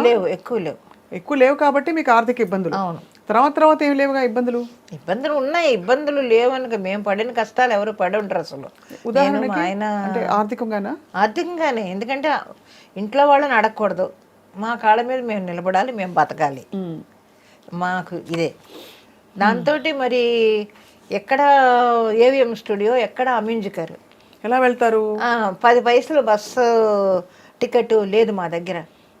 ఆయన నేను కబుర్లు చెప్పుకుంటూ జాలీగా నడుచుకుంటూ వెళ్ళిపోయేవాళ్ళం, అంతంత దూరాలు నడుచుకొని. ఎన్ని కిలోమీటర్లు బాబు! మరి అలాగా లైఫ్ చాలా చేసాం, చాలా కష్టాలు పడ్డాం. కష్టాలంటే అసలు అంతా ఇంత కష్టాలు కాదు, మేము పడిన కష్టాలు. నేను మా ఆయన ఇద్దరం. అప్పుడు ఈ పరిషత్తులకి ప్రైజులు వెండి కప్పులు ఇచ్చేవాళ్ళు, ఆ కప్పులు అమ్మేసుకొని, మెళ్ళో సూత్రాలు అమ్మేసుకొని పడ్డాం. నానా అంత కష్టాలు పడలేదు మేము. ఏ రోజు కుంగిపోలేదు అయితే? లేదు, ఎప్పుడు బాధపడలేదు. కానీ ఏదో వర్క్ వస్తుంది, చేసుకుంటున్నాం, దాంతోనే గడుస్తుంది. వచ్చినప్పుడు కాసేపు అలా కూర్చొని సరేలే రేపు ఏదో జరుగుతుందిలే అని అనుకోవడం, అంతే. కానీ దాదాపు భారం, బాధ్యత అంతా మీ మీదే పడింది కదా? నా మీద పడింది. అది కూడా అంటే ఒక విధంగా చూస్తే ఆయన ఇల్లు చూసుకున్నారు, అంటే కొంతవరకు పిల్లల్ని చూసుకోవడం మీరు లేనప్పుడు అది. కానీ పిల్లల్ని చదివించి తీర్చిదిద్ది వాళ్ళ పిల్లలు ఇంకా బాగుండేలా చూసారంటే అది మీరు చాలా గొప్ప విషయం కదమ్మా. సో అయితే మరి తర్వాత మళ్ళీ ఫ్యామిలీస్ని ఎప్పుడు కలిసారు ఫస్ట్ మీరు పిల్లలు పుట్టేశాక? అప్పుడే మా పెద్దబాబు కడుపున పడిన తర్వాతే మా వాళ్ళు తీసుకొని వెళ్ళి డెలివరీ మా ఇంట్లోనే జరిగింది. మా పెద్దబాబు డెలివరీ మా ఇంట్లోనే జరిగింది, పుట్టింట్లోనే జరిగింది. ఏమిటో మానవ సంబంధాలు, జీవితం ఇవన్నీ చూస్తే అంటే అర్థం కాదమ్మా అవి. మీరు చూసిన జీవితంలో ఏం అర్థం చేసుకున్నారు చెప్పండి అమ్మా. ఏంటి లైఫ్ అర్థం ఏంటి, మీనింగ్ ఏమిటంటే ఏం చెప్తారు? ఏదో వచ్చాము, జరిగింది, అలాగ ఇన్ని సంవత్సరాలు గడిపేసాము. ఇంకా ఈ ఆఖరి క్షణాల్లో అందరూ హ్యాపీగానే ఉన్నాం కదా అని అనుకుంటాను అంతే. ఇప్పుడు దేవుడు దయ వల్ల ఇంతవరకు హ్యాపీగా మనం నడిపించాడు. ఇంతకన్నా లేని వాళ్ళు, మనకన్నా హీనమైన స్థితిలో ఉన్నవాళ్ళు ఎంతోమంది ఉన్నారు. వాళ్ళందరికన్నా మనం బెటర్గానే ఉన్నాం అనుకుంటాను నేను ఇప్పుడు. కానీ పోలికి వచ్చినప్పుడు అలా రాదు కదా. మనతో పాటు ఇతర సినిమా యాక్టర్లు ఎవరైతే ఉన్నారో, మనం వాళ్ళ ఇండస్ట్రీకి ఒకసారి వచ్చాం, వాళ్ళు చూడు ఎంత కట్టేసుకుని ఎంత ఎదిగిపోయారు, పెద్ద పెద్ద రోల్స్ వేస్తున్నారు. నాకు రాలేదనే పోలికే వస్తుంది చాలా మందికి. అవును, కానీ నాకు రాదు, నాకు అది రాదు, అస్సలు రాదు. అంటే మీ సంస్కారము, మీ ఆత్మవిశ్వాసం, భగవంతుడి యందు మీకుండే అవును విశ్వాసమే కదమ్మా. లేకపోతే అంతగా మీరు అన్నట్టు నిజంగా పుస్తలమ్ముకుని వెండి కప్పులు గెలుచుకున్న, కష్టంగా అపురూపంగా సంపాదించుకున్నవన్నీ అమ్మేసుకుని ఇంట్లో ఉండడం అంటే చాలా. ఇప్పుడు చెన్నైలో ఇల్లు ఉందమ్మా? ఇల్లు ఉంది. నేను ఇల్లు కట్టేటప్పుడే మా అబ్బాయికి చెప్పాను, ఒరే నాకు షోకేస్ కట్టాలని. మొత్తం షీల్డ్ అన్నీ అలాగుంటాయి, ఇంటికి వెళ్ళగానే ముందుకు సార్ అలా చూసుకుంటాను సినిమాల్లో వచ్చిన షీల్డ్ అన్నీ. మీకు బెస్ట్ కొడుకు ఎవరు చెప్పండి సినిమాల్లో? అందరూ కొడుకులే, ఎవరో అని చెప్పలేము మనం. అందరూ బాగుంటారు, ప్రతి ఒక్కళ్ళు బాగుంటారు అమ్మయ్య. అది వీళ్ళు బాగున్నారు బాగోలేరని కాదు, అందరూ కూడా తమిళ్ కానీ తెలుగు కానీ. ఒకసారి లెక్క పెడదామా. రజనీకాంత్ గారు, కమల్ హాసన్ గారు, మన సత్యరాజ్ గారు, విజయకాంత్. అన్యాయంగా వెళ్ళిపోయారమ్మా ఆయన. అవును, నాకు విజయకాంత్ గారు ఫస్ట్ షూటింగ్ అయిన తర్వాత అందరికీ బట్టలు పెడతారు అనేది ఆయన షూటింగ్లోనే చూశాను నేను. విజయకాంత్ గారు పెడతారా? అవును.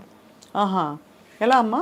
టాప్ టు బాటం మొత్తం యూనిట్ అందరికీ బట్టలు పెడతాడు ఆయన షూటింగ్ లాస్ట్ డేని.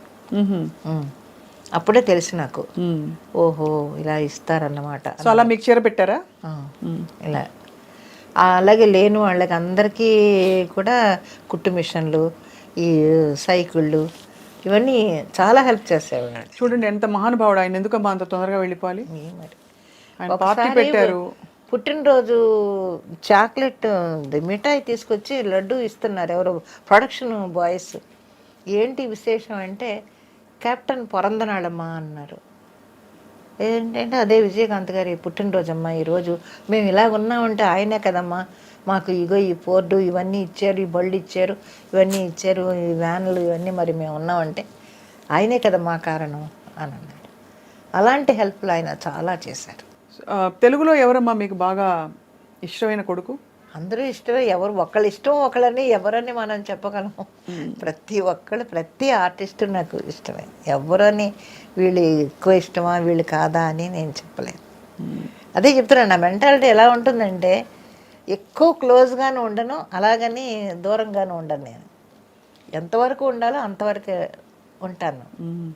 కానీ మీ చుట్టూ ప్రపంచంలో చాలా చూసుంటారు కదా మీరు తొణకకుండా ఇలా ముందరికి తల ఉంచుకుని తల దించుకుని వెళ్ళిపోయినా కూడా చుట్టూ ఉండే ప్రపంచం చాలా రకాల కథలు, చాలా రకాల ఉదంతాలు జరిగిపోతూ ఉంటాయి. అప్పుడు మీరు స్పందించేవారా? కోపం వచ్చేదా, మీకు బాధ వచ్చేదా? అంటే ఫలానా వాళ్ళు సావిత్రి గారి గురించి మాట్లాడతారు, చాలామంది హీరోయిన్ల జీవితాలు, జిక్కీ గారి జీవితం మాట్లాడతారు, కానీ మాట్లాడినప్పుడు మనం ఏం చేయలేం కదా, మనం మాట్లాడలేం, మనం తిరిగి మాట్లాడలేము, మాట్లాడకూడదు కూడా. నోరు మూసుకొని ఊరుకున్నంత ఉత్తమం లేదనుకుంటాను నేను. ఎందుకంటే దానివల్ల ఇంకా లేనిపోయిన తలకాయ నొప్పులు. అనవసరంగా ఎందుకు మాట్లాడతారు, అనవసరంగా ఎందుకు వీళ్ళందరూ ఇలాగ లేని అన్నీ బయటకు లాగుతారని బాధపడతాను. నాలో నేనే బాధపడతాను తప్ప అది ఇంకొకరితో పంచుకోను నేను ఎప్పుడూను.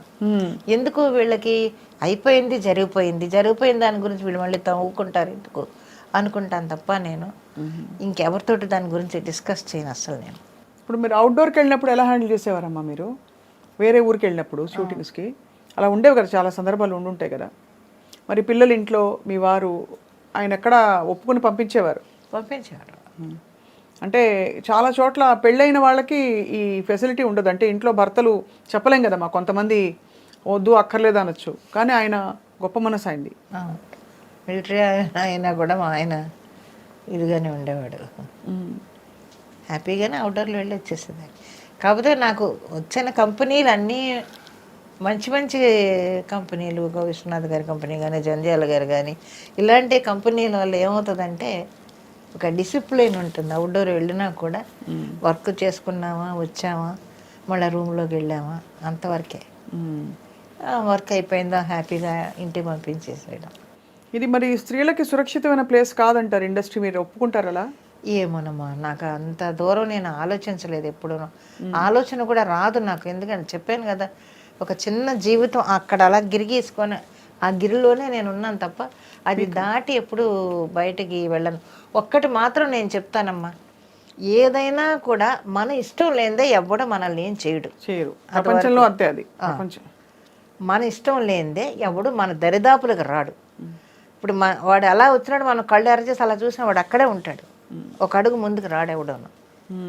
ఒకవేళ మన మీద ఇష్టం లేదనుకోండి, వాడి సర్కిల్లోనే మనల్ని వేరు పెడతాడు తప్ప ఇండస్ట్రీ మొత్తం చెప్పలేడు కదా.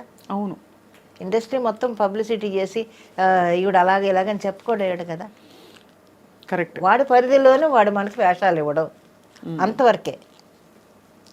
అంతే తప్ప ఎవరు మనల్ని వాడి పరిధిలో వేషాలు ఇవ్వడం అనేది కూడా ఒక విధమైన హింసే అమ్మా అది. ఎందుకంటే ఎవరో నేను చెప్పినట్టు నువ్వు చేయకపోతే నీకు ఇవ్వని వేషాలు అంటే తప్పే కదమ్మా. తప్పే ఏమైనా ఇంకంతే, అంతటితో ఆపేయడం ఇంకంతే. దాని గురించి ఆలోచించకూడదు ఇంకా. ఇప్పుడు ఎవరైనా కూడా మన ఇష్టం లేనిదే ఎవరు మన దరిదాపులకు రారు. అది మాత్రం నాకు బాగా అనుభవం. చూసి ఇలా కళ్ళు ఎరచేస్తే అక్కడే ఆగుతాడు వాడు, ఎందుకు ముందుకు వస్తాడు. అంతే, దాన్ని తప్ప మనం ఏం చేయలేము. ఎవరు మనల్ని వేలు పెట్టి చూపించేంత పరిస్థితి మనం తెచ్చుకోం కదా.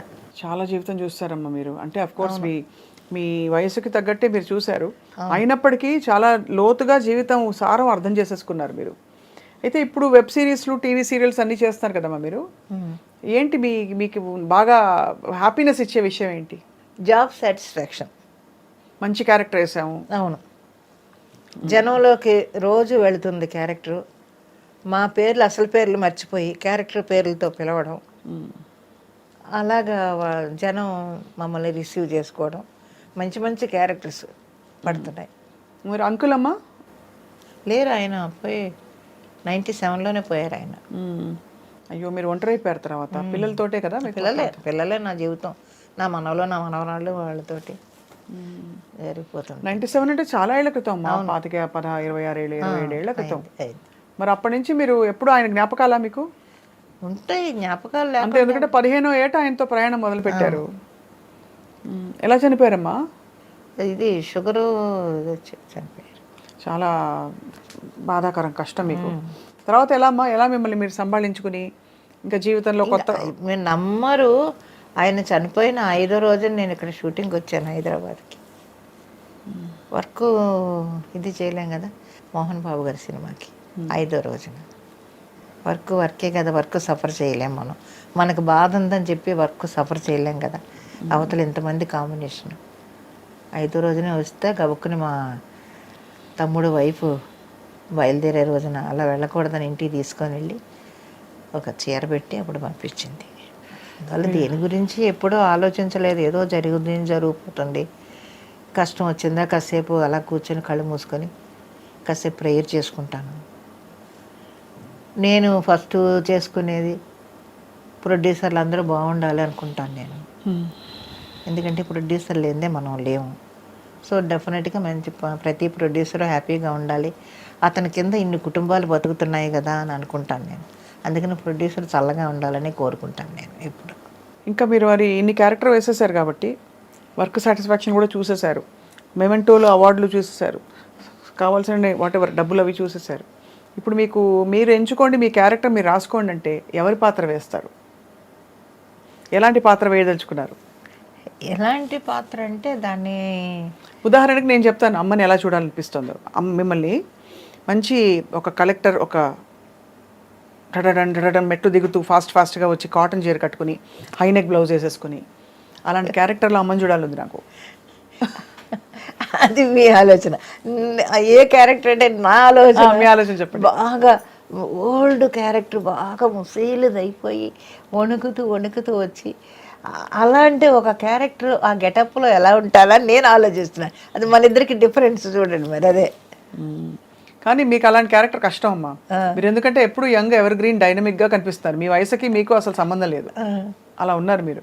కాబట్టి ఆ క్యారెక్టర్ అఫ్కోర్స్ నటిస్తారులేండి, కానీ చెప్తున్నాను.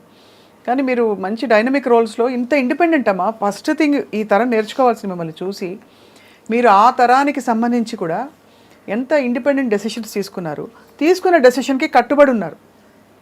పారిపోలేదు కదా, కష్టం రాగానే అమ్మో పిచ్చి పని చేశాను ఎందుకు వచ్చాను దేవుడు అని వెళ్ళిపోలేదు. ఎంత కష్టం వచ్చినా అక్కడే నిలబడి పోరాడారు, అత్యాసలకు పెట్టుకోలేదు. ఎన్ని విషయాలు నేను నేర్చుకోవాల్సినవి మీ లైఫ్ నుంచి. అండ్ ఎప్పుడు ఏది మరీ టూ మచ్గా డీప్గా వెళ్ళిపోయి చేయలేదు.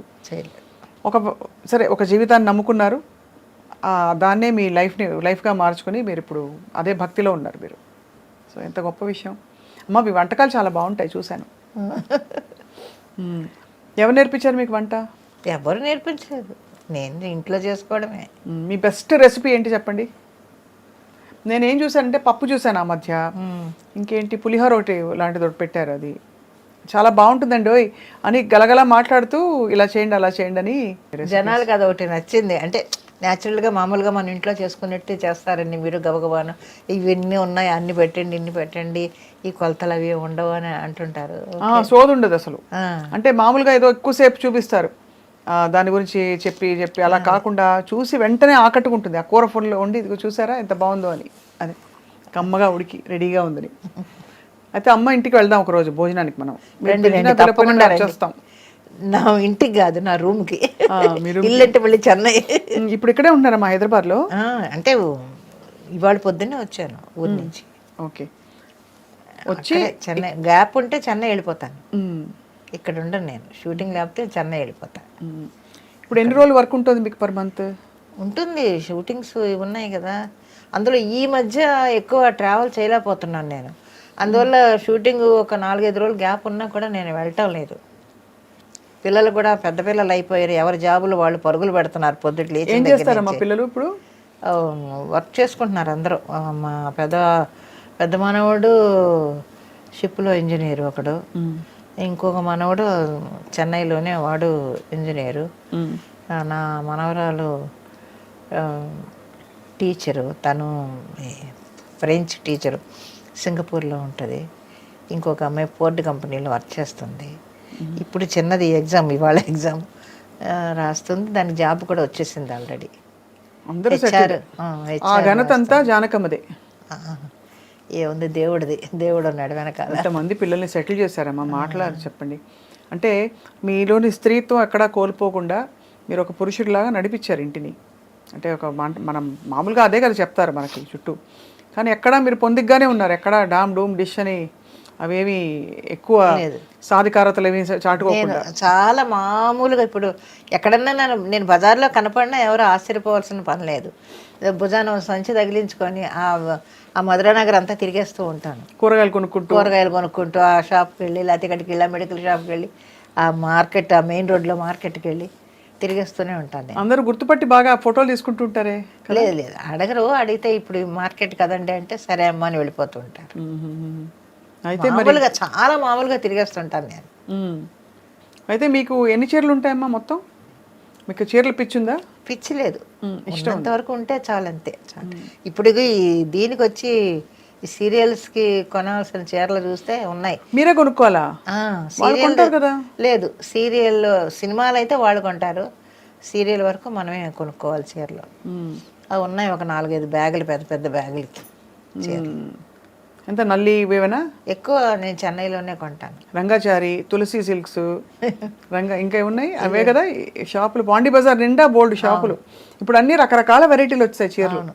సో అయితే అలా హ్యాపీగా జానకమ్మ మనవల సంతోషాన్ని చూస్తూ మీరు ఒంటరిగా ఉంటారా అయితే ఇంట్లో అమ్మా? మీరే మిమ్మల్ని చూసుకుంటారా? నేనే. మరి మధ్యలో దగ్గో జలుబో ఏమన్నా వస్తే? దేవుడు ఉన్నాడు, అంతేనా? అంతే. ఏదైనా హెల్త్ ప్రాబ్లం వస్తే చెన్నై వెళ్ళిపోతాను. ఇక్కడ డాక్టర్ దగ్గరికి వెళ్ళినా, ఏదైనా దగ్గు జలుబు లాంటిది అయితే పక్కన ఆయన గాంధీ గారు అని ఉన్నారు డాక్టర్ గారు, ఆయన మెడిసిన్ ఇస్తే తొందరగా తగ్గిపోద్ది. ఆయన మీద కూడా నాకు ఎక్కువ నమ్మకం. ఒక డోసు ఇవ్వగానే వెంటనే నార్మల్కి వచ్చేస్తుంది. ఇంకా మించి ఏదన్నా టెస్టులు గిస్టులు అంటే చెన్నై వెళ్ళిపోతాను. అస్సలు ఇక్కడ మరి షూటింగ్ లేనప్పుడు కాలక్షేపం ఇంట్లోనే నాకు అదే కాలక్షేపం. టీవీ చూసుకుంటూ లేదు. టీవీ కూడా పగలు పెట్టుకొని ఏదో సాయంత్రం కాసేపు పెట్టుకుంటాను. అది సర్దుకోవడం, ఈ బట్టలు తీసుకుని మళ్ళీ మడతలు పెట్టుకోవడం, మళ్ళీ వేసుకోవడం, ఇవే చేస్తుంటాను. ఇంట్లో ఆ ఉన్న ఒక్క రూమ్నే అక్కడక్కడే తిరుగుతూ ఉంటాను. మీరు సర్దుకుపోవడం సర్దుకోవడం రెండు అంతే. అంతే కదా. ఇంట్లోనే అక్కడ ఆ రూమ్లోనే సర్దుతూ ఉంటాను. ఇవాళ పొద్దున్న వచ్చాను, రూమ్ అంతా ఇది ఉందబ్బా, సర్దాలే అని పడేశాను. ఇప్పుడు చూస్తే పిచ్చిగా ఉంది. ఇప్పుడు ఇంటికి వెళ్ళి మళ్ళీ రేపు పొద్దున్న షూటింగ్ అన్నీ తీసి పెట్టుకొని మిగతా సర్దుకోవాలి. చాలా బాగుందమ్మా. అసలు ఒక పోలిక ఏంటంటే అంజలిదేవి గారు హార్మోనిస్ట్, ఒక ఆయన హార్మోనియం వాయించి ఆయన ఆదినారాయణరావు గారిని అప్పుడు ఆయన ఇష్టపడి చేసుకున్నారు. మీరు అలా మీ వారిని ఇష్టపడి చేసుకుని ఆ జీవితాన్ని అలా కొనసాగించి దాదాపు ఇప్పుడు చూసేవాళ్ళందరూ ఇన్స్పైర్ అవుతారు, ఇష్టపడిన వాళ్ళే చేసుకోవాలి లైఫ్లో అని.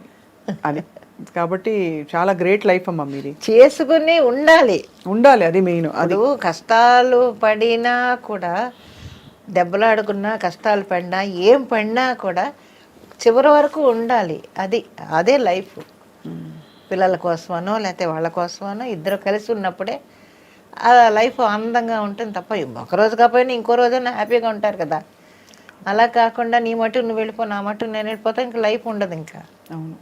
అలా పురపచ్చాలు వచ్చాయమ్మా మీ మధ్య, మీ ఇద్దరి మధ్య? వస్తూ ఉంటాయి. భార్యాభర్తలు అన్న తర్వాత రాకుండా ఎలా ఉంటాయి? అది పెద్ద ఏముండవు, చిన్న వస్తూ ఉంటాయి.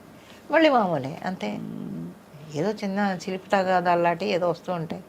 ఆయన అరిస్తే నేను అరుస్తాను, నేను అరిస్తే ఆయన అరుస్తాడు, అంతే. మళ్ళీ సాయంత్రం మళ్ళీ మామూలు, మళ్ళీ ఇంటికి రాగానే మళ్ళీ పెట్టు అన్నం తిను, అది తిని, అంతే. మరియు ఓహోనే పెద్ద గొడవలు ఎప్పుడూ రాలేదు మా మధ్య. చాలా వెరీ వెరీ ఇన్స్పైరింగ్ స్టోరీ అమ్మా మీది.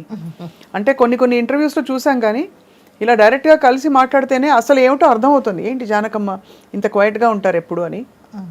ఎక్కువ ఏమీ మిమ్మల్ని కాంట్రవర్సీస్లో చూడలేదు, వివాదాల్లో ఇరుక్కోరు ఎప్పుడు, మీ పాటికి మీరు ఉంటారు, అంతే. అంతే. మళ్ళీ అంటూ జన్మ ఉంటే మీరు మిలిటరీ వాళ్ళనే చేసుకుంటారా, సినిమాల్లోనే నటిస్తారా, జానకమ్మగానే పుడతారా?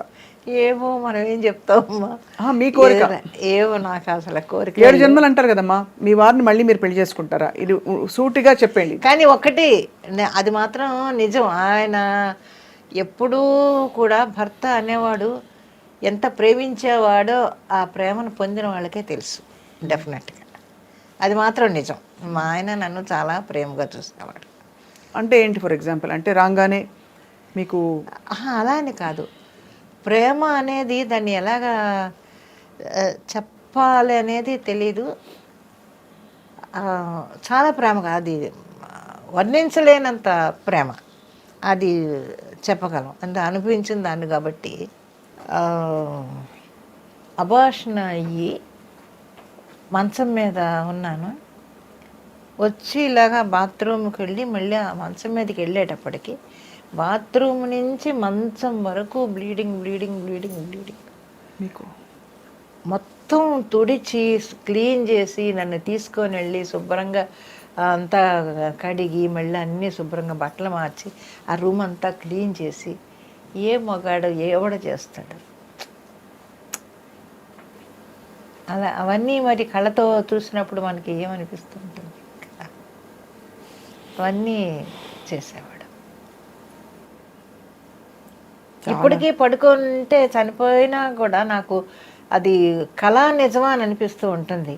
ఎప్పుడైనా బద్దకించి అలా పడుకుంటే చెళ్ళుని పాదం మీద ఇలా కొడతాడు, ఏ షూటింగ్ ఉందే ఇంకా పడుకున్నావేంటి అంటాడు. ఆ వాయిస్ నాకు వినిపిస్తూ ఉంటుంది ఇప్పటికి. స్టిల్ ఏంటి షూటింగ్ ఉంది ఇంకా పడుకున్నావేంటి లే అంటాడు.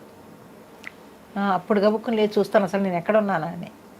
అలాంటివి చాలా జరుగుతుంటాయి నాకు.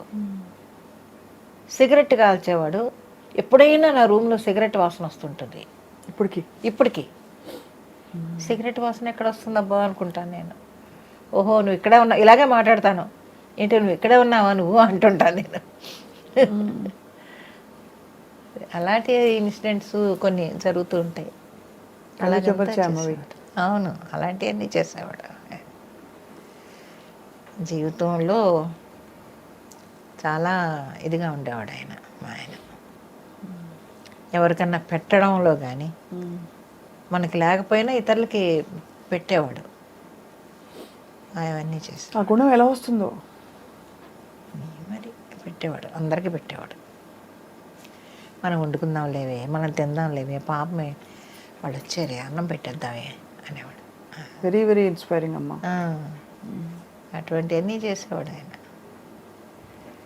ఇంటికి వస్తే 2-3 కప్పులు కనిపించేవి కాదు, వెండి కప్పులు. ఏమయ్యాయి అంటే, పాపమే నా ఫ్రెండ్ వాళ్ళ ఆవిడ హాస్పిటల్లో ఉంది, డెలివరీ టైము, డబ్బులు లేవన్నాడు, నిన్ను అడగడానికి నువ్వు కూడా లేవు కదా, షూటింగ్కి వెళ్ళిపోయావు కదా, అందుకని ఏం చేయాలో తోచలేదు నాకు, ఆ కప్పులు తీసి తాకట్టు పెట్టి ఇచ్చేసాను అనేవాడు. ఇలా ఇటువంటివన్నీ చేసేవాడు.